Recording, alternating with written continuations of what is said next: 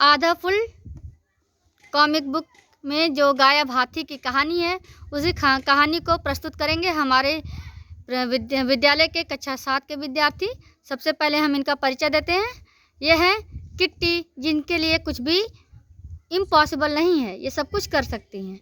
दूसरी हैं तारा, कक्षा 7वीं, जिनके ये जानकारी की चलती फिरती किताब हैं। तीसरे हैं अदरक, जो 1 नंबर के जुगाड़ू हैं, ये हर काम को बड़े ही हिम्मत से करते हैं। चौथे हैं विवेक, जिनको इस कहानी में हाथी के नाम से एक नामकरण किया गया है इनके शारीरिक बनावट के कारण।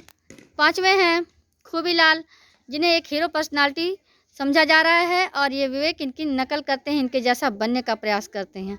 अगला है हाथी का किरदार निभा रहे हैं हाथी का। देखते हैं अब कहानी में आगे ये कैसे प्रस्तुत करते हैं।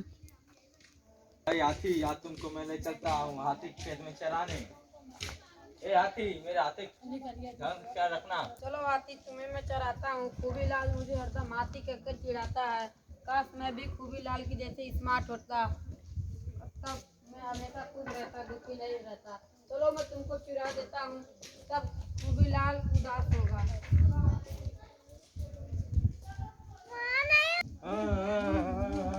क्या हुआ खूबीलाल भाई, तुम क्यों रो रहे हैं? क्या हुआ खूबीलाल भाई, क्यों परेशान हो? हम लोग मेरा हाथी खो गया है। हाथी कैसे तुम्हारा खो गया? मैं अपने हाथी को हाथी के खेत में चरने के लिए तुम्हारा हाथी कैसे गायब हो गया? मैं अपने हाथी को हाथी खेत में छोड़ने आया था चरने के लिए। मेरा हाथी खो गया है। हाँ, हाथी करके नहीं। हाथी कौन है? हाथी किसको बोल रहे हो? वही हाथी जो विवेक है। किसी को ऐसे करके नहीं चिढ़ाते हैं, उसके अंदर उसको चोट लगेगी। अरे वो मोटा है ना, इसीलिए सब उसको हाथी कहते हैं। मैं भी हाथी कह दिया।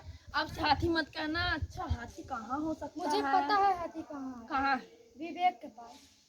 कौन सबूत है? तारा सही कर रही है। तारा सही कह रही है कि विवेक के पास ही होता। चलो उसके घर जाके देखते हैं। चलो अच्छा।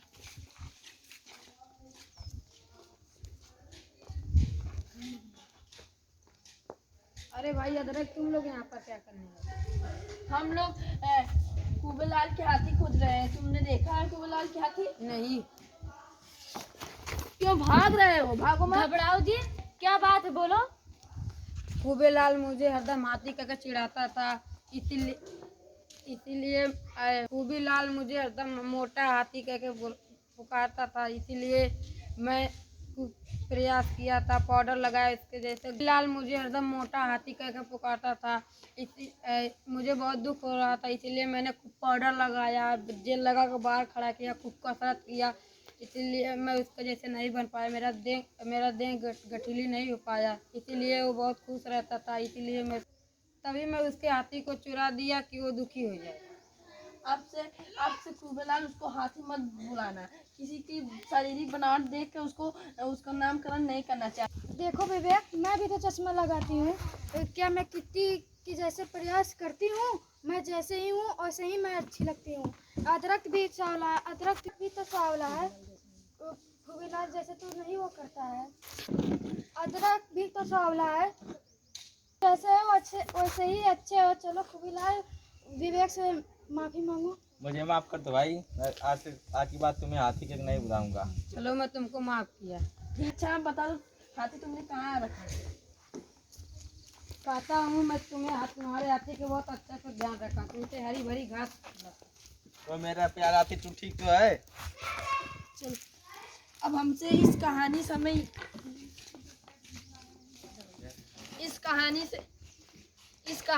ये सीख मिलती है कि किसी की शारीरिक बनावट देखकर उसका मजाक नामकरण नहीं करना चाहिए। ये सब गलत बात है। हम भगवान जिसको जैसा बनाया वो अपने लिए अच्छा है। कि भगवान हर व्यक्ति को कुछ ना कुछ विशेष गुण जरूर देता है, और जो जैसा है किसी को दूसरे की नकल नहीं करनी चाहिए। हम जैसे हैं हम अपने में ही अच्छे हैं। किसी के जैसे बनने के लिए प्रयास नहीं करना चाहिए।